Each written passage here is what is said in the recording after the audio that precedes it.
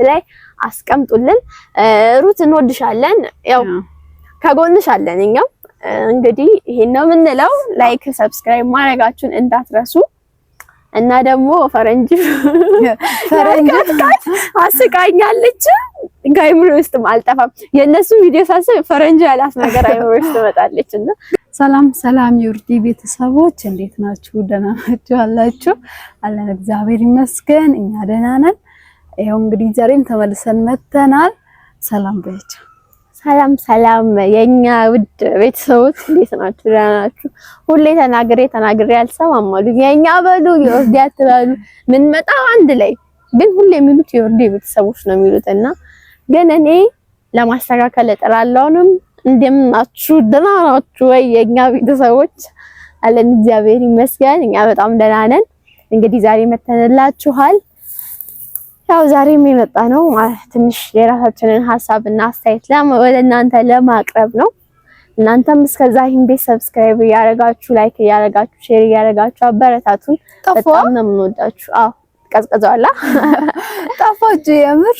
አዎ ከጠፉማ እነሱ ቆዩ። ያው ግን የኔ ጥፋት እንደሆነ ስለማቅ ምንም ማለት እመጣለሁ እያልኩ የቀረው ስለነበረ ነው። እና ያው እንግዲህ ዛሬ መተንላችኋል። ዛሬ የመጣነው ሀሳብ ትጊ የውርዲ ነበረ ትጊ ትጀምርልናለች። ያው ዛሬ የመጣንበት አንድ ምክንያት አለ። ሩታ ማታ ቪዲዮ ለቃ ነበርና አብርሽ ጓገጭ ምናምን ሲል እና በሱ ነገር ትንሽ አስተያየት ለመስጠት የራሳችንን ሀሳብ ለማቅረብ አህል ነውና ማታ ያየነው ነገር ትንሽ ይደብራል። የምር ይደብራል። እኔ እንደዚህ እንዲሆን አልፈልግም። ግን አብርሽ አነጋገሩንም አልቻለበትም፣ ትዳሩንም ለማትረፍ አልፈለገም፣ ለመለያየትም አልፈለገም። ሀሳቡ ምን እንደሆነ ግራ ገባኝ። ጌታ በየትኛው ነገር ላይ ነው ሀሳብ መስጠት ያለብን? ተለያዩ እንዳንል እኛ ያንን አንፈልግም፣ እንዲለያዩ አንፈልግም። ተመለስ ብለን አቃተን እና ከባድ ነበረ በጣም በቃ ውዝግብግብ አረገን እኛንማ። አዎ እና አይታችሁ ከሆነ ፋሚሊ ሩታ ፈርምልኝ ያለችው ነበርና እሷ ያው ሴት ነች ማለት መለያየትም ካለባቸው እሱ አልፈርምም የሚልበት ምክንያት የለም፣ ግዴታ ነው መፈረሙ። ምክንያቱም እሷ ነፃ መውጣት አለባት ማለት የራሷን ህይወት በህግ ነው የተፈራረሙት ምናምን። አሁን ሩታ የሆነ ነገር ሳይለያዩ ማለት በፍርድ ቤት ሳይለያዩ ሩታ የሆነ ነገር ብታረክ አብርሽ የመክሰስ መብት አለው። ምክንያቱም አልተለያዩም ማለት ነው። ስላልተለያዩ ያይን ማድረግ መብት አለው። ግን ከተለያዩ ካልፈለጋት እሷም ካልፈለገችው ያለው ነገር በፍርድ ቤት ጨርሰው አንዴ ከተለያዩ ስለ ሩት አይመለከተውም፣ እሷም ስለ አብርሽ አይመለከታትም። ያን ነገር መለያየት አለባቸው ከተለያዩ ማለት ነው። ለምን እንዳልፈለገ ታውቂያለሽ? ግን ማታት ሲናገር ሰምተሽ ከሆነ ንብረት ልትካፈይ ነው ያላት።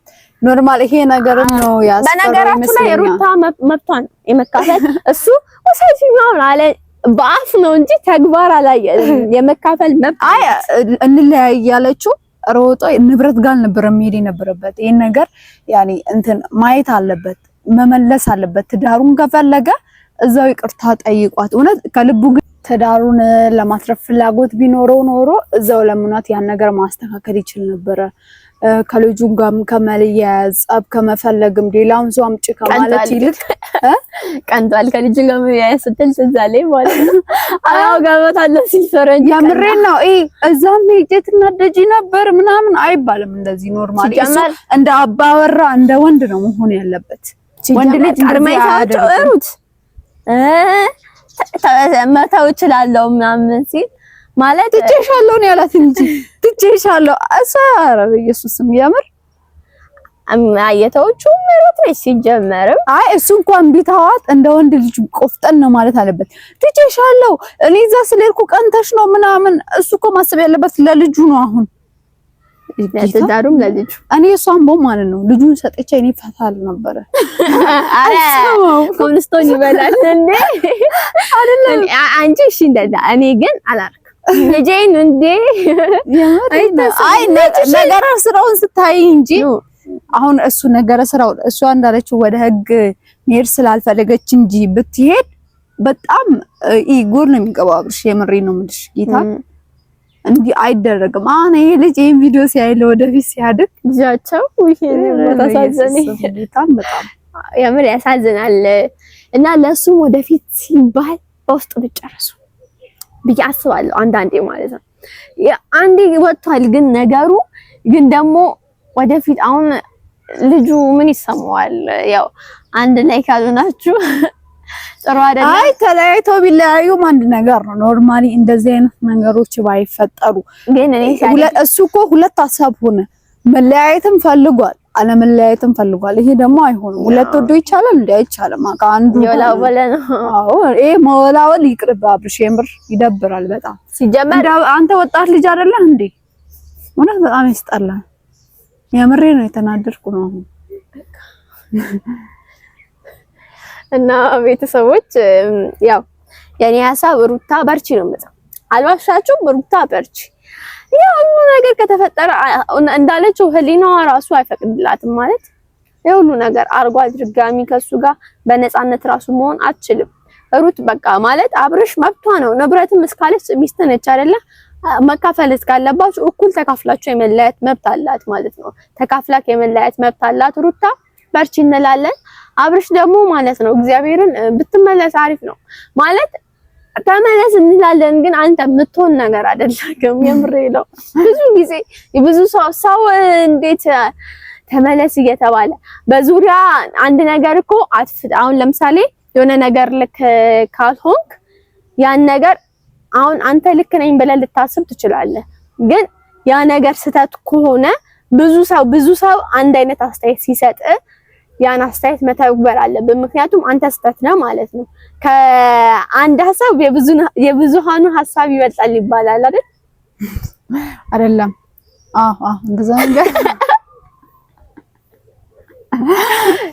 ማለት አሁን ለምሳሌ ስብሰባ ላይ እንኳን ሶስት ሰው እጅ አንስቶ አሁን አይሆንም ይሆናል የሚባለው ነገር ሶስት ሰው እጅ አንስቶ አንደኛው አራት ከሆነ ግዴታ ነው አንድ ሰው ትርፍ መሆን አለበት። እኩል ከሆኑ አይቻልም። አንድ ሰው በመሃል ያ ሌላ ሀሳብ መስጠት አለበት። ወይ በዚህኛው ወገን መሆን አለበት፣ ወይ በዚህኛው ወገን መሆን አለበት።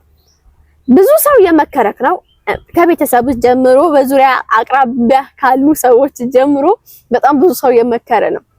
ስህተት መንገድ ላይ ስለሆንክ ነው ያ ሁሉ ሰው በጣም የሚወዱክ የገዛ እናትህ አባት እየመከረ ያሉት በስህተት መንገድ እየሄድክ ስለሆነ ነውና ተመለስ እንልሃለን። ለማስተዋል ሞክር። አሁን ከሩታ ጋር ራሱ አንድ ላይ ባትሆኑ የወደፊት ህይወትህን በእንደዚህ አይነት መንገድ መምራት የለብህም እላለሁ።